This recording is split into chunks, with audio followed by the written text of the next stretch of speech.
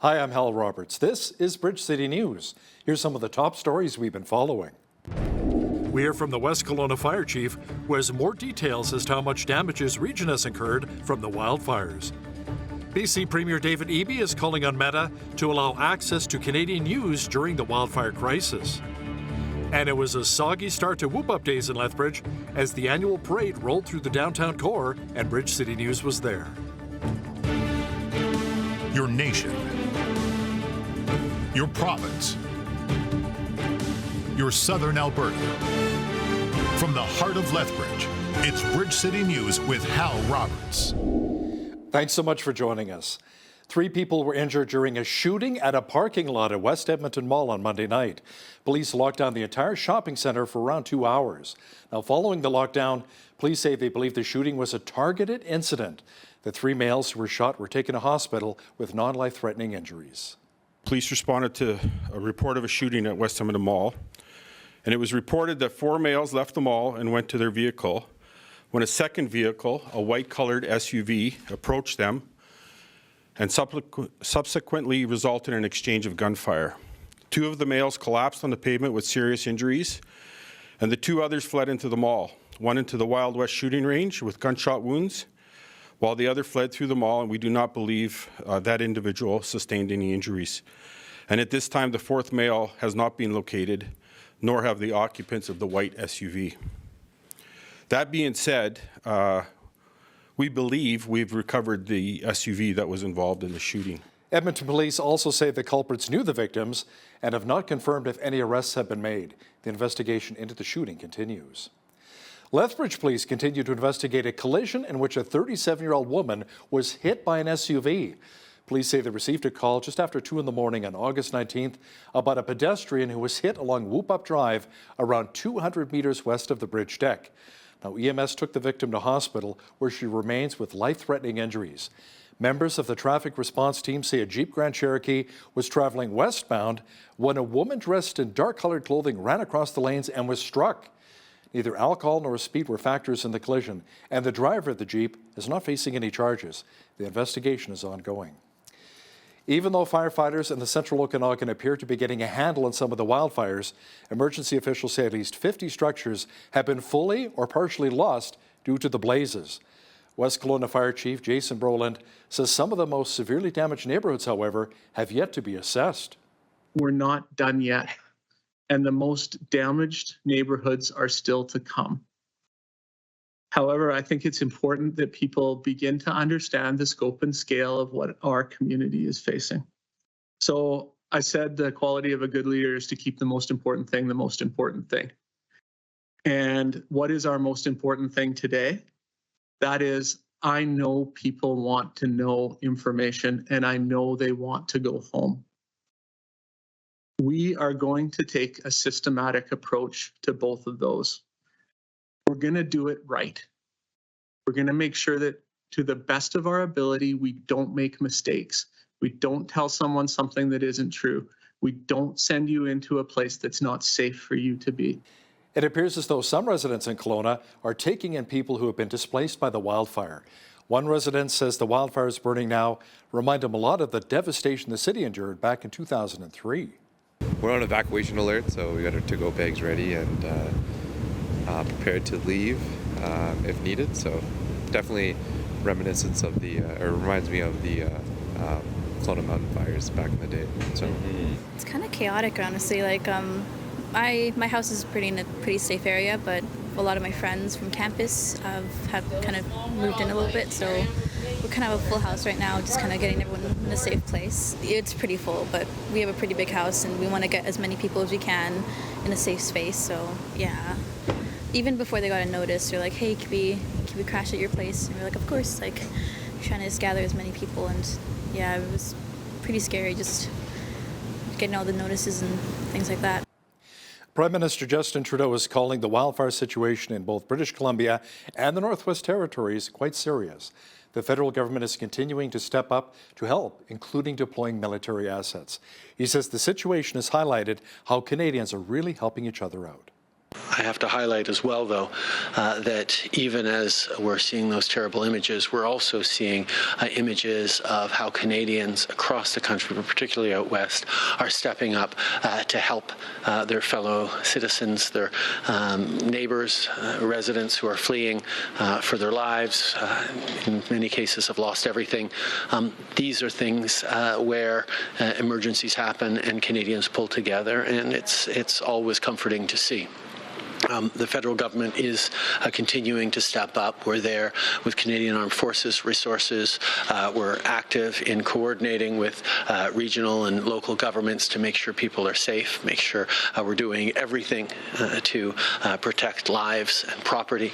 But there's a lot more to do, and we're going to continue to stay focused on that. Social media conglomerate Meta has responded to criticism by both Prime Minister Justin Trudeau and BC Premier David Eby on its decision to continue to its ban of Canadian news content on both Facebook and Instagram. Meta says in a statement that the company has been clear since February about the Federal Online News Act and its effect on Canadian news content on its platforms. Facebook continues to carry emergency information, however, through crisis response pages for both Kelowna and Yellowknife. Both Trudeau and Eby say that Meta's ban on Canadian news content shows that the company is placing corporate interests over the safety of people in an emergency. I find it astonishing that we are at this stage of the crisis and the owners of Facebook and Instagram have not come forward and said, look, we're trying to make a point with the federal government, but it's more important that people are safe. It's more important that they have access to basic information through our networks, and then we can deal with our concerns with the federal government and their new laws later. I call on Facebook again. Mr. Zuckerberg, open up access to Canadian media so that British Columbians can share critical local information so they can be safe. It's incredibly frustrating to me that we have to be making this call at this stage in the crisis. But I hope that that common sense prevails there. But currently, it seems to be in short supply. Premier Eby is also calling out people who've been taking firefighting equipment at wildfire sites. The BC Wildfire Service says pumps, sprinklers, hoses, and ATVs have been taken in the North Shuswap region, critically impacting the effectiveness of structural protection. Emergency officials say residents who have ideas for where equipment should be placed should first talk to a firefighter before moving anything. You know, when residents in Maui first heard about hurricane winds from the south, they never expected the deadly flames the winds would cause. The wildfires, now the deadliest in the nation's modern history, engulfed parts of Maui and decimated the beach town of Lahaina, leaving more than 100 people dead and thousands more missing. 10 chaplains with the Billy Graham Rapid Response Team arrived in Maui to offer emotional and spiritual support during a very difficult time. My name is Richard Brown. I'm with the Billy Graham Rapid Response Team, and we're here on Maui today to offer emotional spiritual care for those who've been impacted by the Lahaina fires. The community has been impacted because thousands of people have been displaced.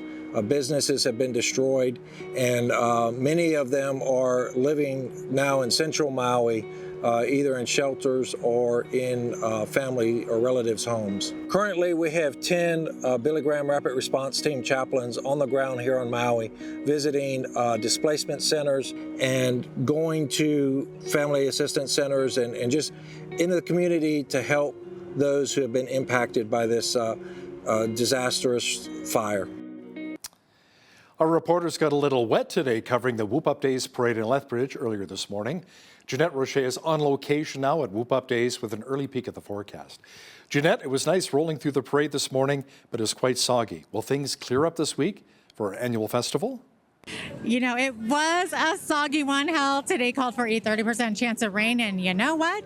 We got it right in the middle of the parade. But the good news is the sun has been peeking out from behind the clouds. It's actually quite warm right now, even a little bit humid. So hopefully things will dry out here soon. Now, tonight we are still looking at another 30% chance of showers with a risk of a thunderstorm.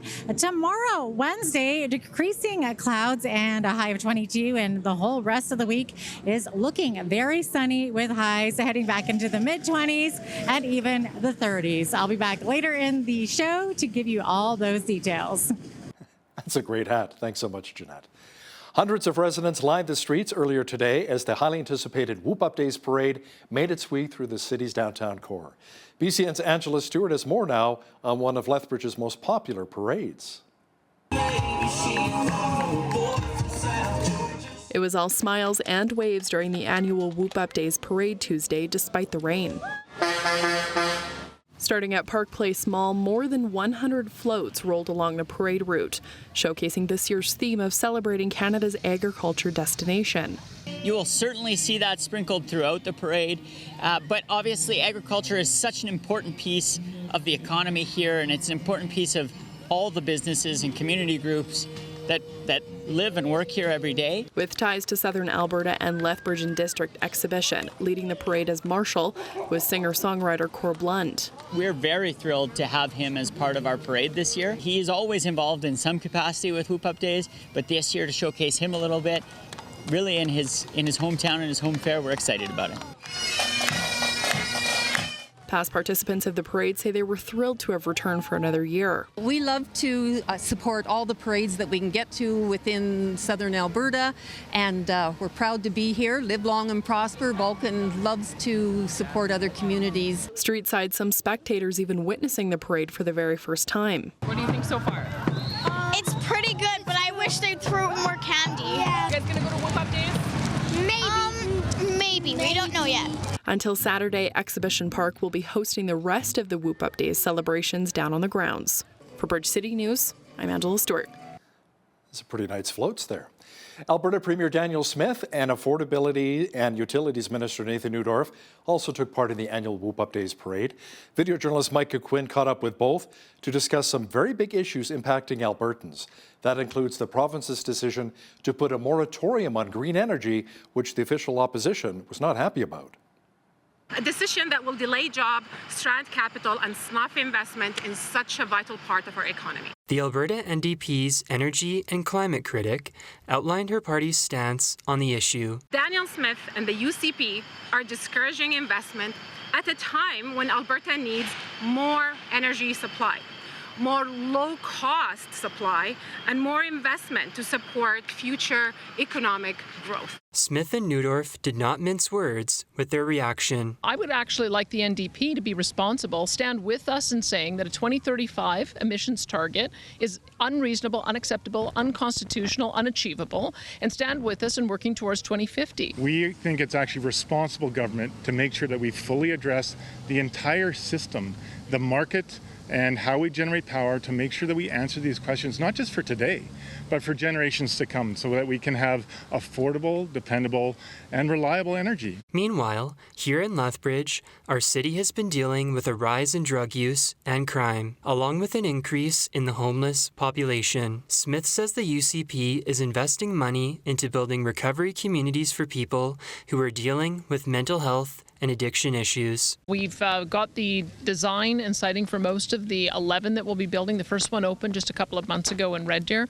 We have another one that will be on Kainai as well as Siksika. So whether it takes a month or 6 months or a year, we'll be making sure that they are clean from their addiction and they have training so that they can take care of themselves, training so that they can get attached to a job. For Bridge City News, I'm Micah Quinn. The Alberta government also announced it is investing $13.6 million into our province's technology and innovation sector. Minister Nate Lethbridge says the Ecosystem Development Partnerships Program will allow 19 partners to access tools and resources to help advance their concepts and prototypes for the marketplace. Now that includes some much-needed help for our healthcare system. Ways to use technology to solve problems in new ways, and doing so through innovation. When we do that well, everybody in Alberta benefits. They benefit because we have a stronger, more resilient healthcare system. They benefit from it because they get better access to better care.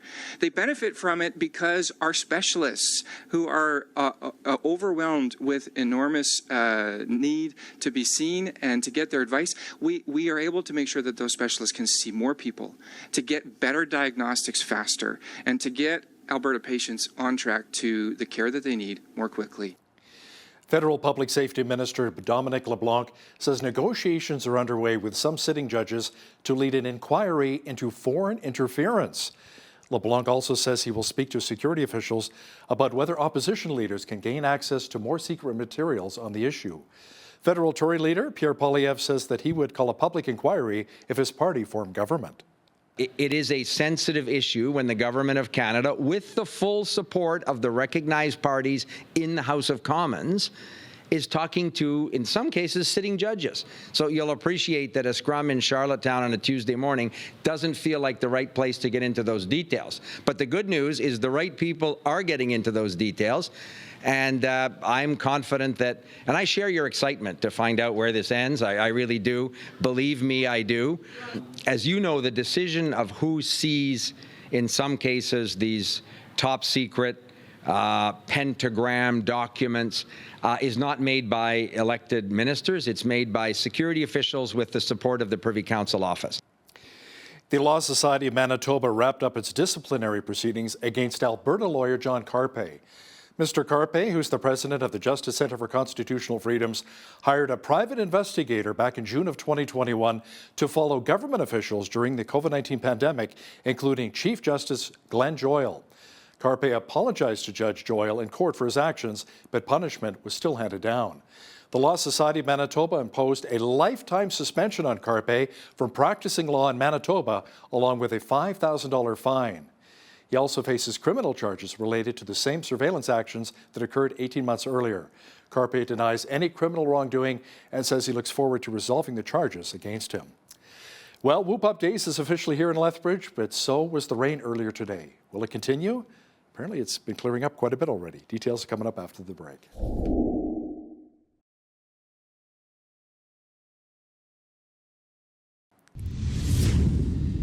It was so great how so many of you braved the weather conditions and all the rain and came out to the Whoop Up Days parade earlier today.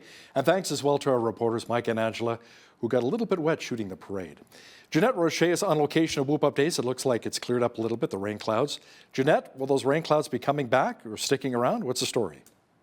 Well, right now it is looking pretty decent, Hal, but this evening we could see more showers. We're looking at a 30% chance plus a risk of thunderstorms. But the good news, sunny for the rest of the week. Wednesday, 22 and clearing, but windy, 30 to 50 gusts from the southwest. Thursday, high 22 and sunny. Friday, 24 degrees, sunny. Saturday, the last day of Whoop Up Days, temperature increasing to 30 with lots of sunshine. And then on Sunday, high of 31 and lots of sunshine.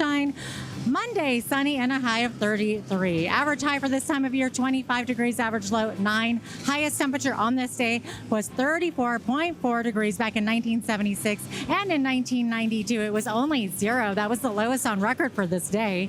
The sun rose this morning at 6:32 a.m., sunset at 8:36 p.m., giving us 14 hours and 4 minutes of daylight.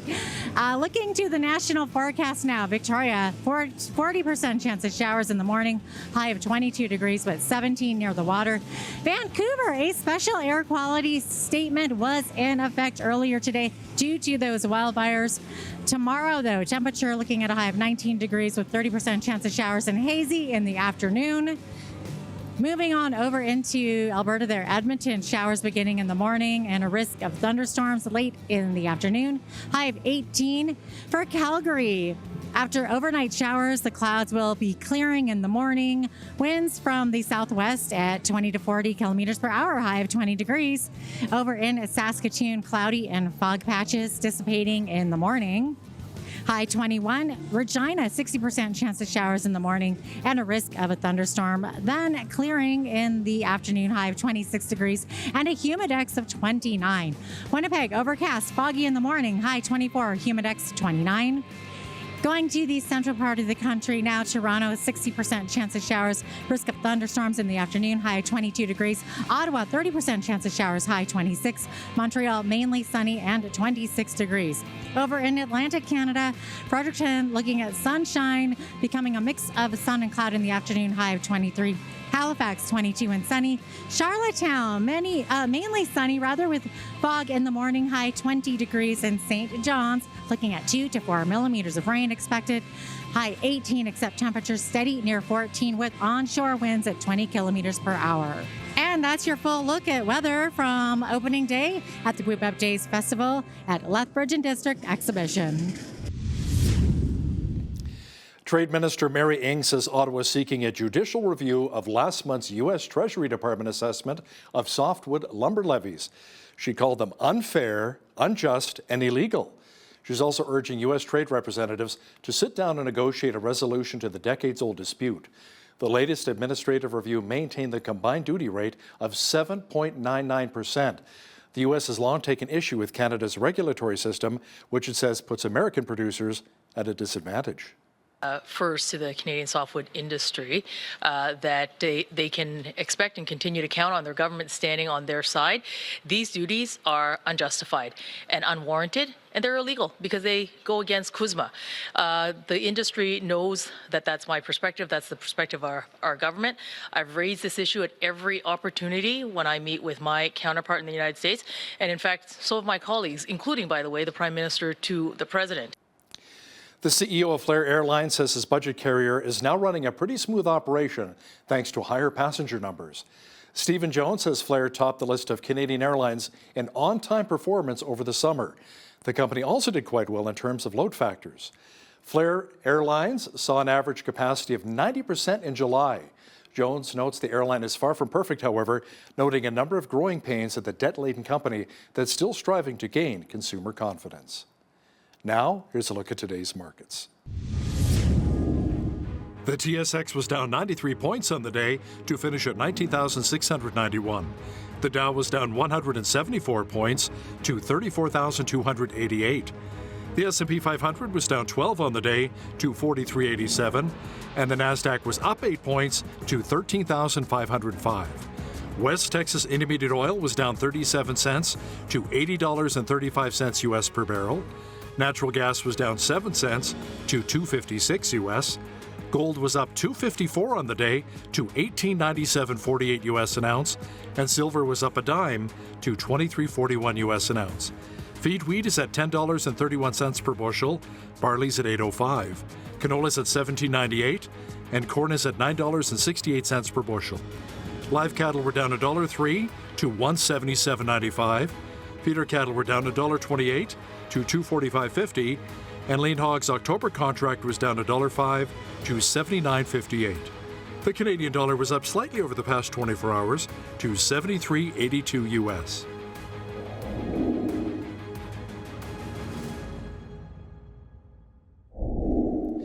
Recapping one of our top stories, 3 people were shot and injured during a shooting at a parking lot at West Edmonton Mall on Monday night. Police locked down the entire shopping center for around 2 hours. Following the lockdown, police say they believe the shooting was a targeted incident. The 3 males who were shot were taken to hospital with non-life-threatening injuries. Now, Edmonton police say the culprits knew the victims and have not confirmed if any arrests have been made as of yet. The investigation into the shooting continues. You know, the workplace can be a place where we honor God and we can find a lot of fulfillment. That's according to Lowell Busnitz, author of the book Finding God in Your Entrepreneurial Pursuits. BCN's Jeanette Rocher chatted with Busnitz. We'll have details for her shortly. Listen, if you see news happening in your community, be sure to send us an email at info@bridgecitynews.ca. And if you missed any of today's stories, be sure to visit our website, bridgecitynews.ca. Here's today's Bridge City News Community Calendar. Whoop Up Days is this week and is taking place at Exhibition Park. Enjoy 5 full days of your favorite sights, sounds, smells, and tastes. Besides an amazing assortment of rides on the Midway, this year's fair features the Living Dragons Wildlife Festival, Global Pet Food Super Dogs, Pro Rodeo, and Indigenous events. Pure Power Wrestling, live musical performances, and a Whoop Up Days marketplace. Plus, there's free gate admission for all. So much to see and do at Whoop Up Days. Do you have a heart to serve our community? The Lethbridge Soup Kitchen is looking for volunteers to help prepare, serve, and clean up after meals that are given every day. The Lethbridge Soup Kitchen's mission is to help alleviate the struggle of poverty for individuals and families who are poor, have very limited income, or just in need of a hot meal. They also desire to increase public awareness of the needs of the poor and homeless in Lethbridge. For information and to volunteer, visit lethbridgesoupkitchen.ca. And that's today's Bridge City News Community Calendar.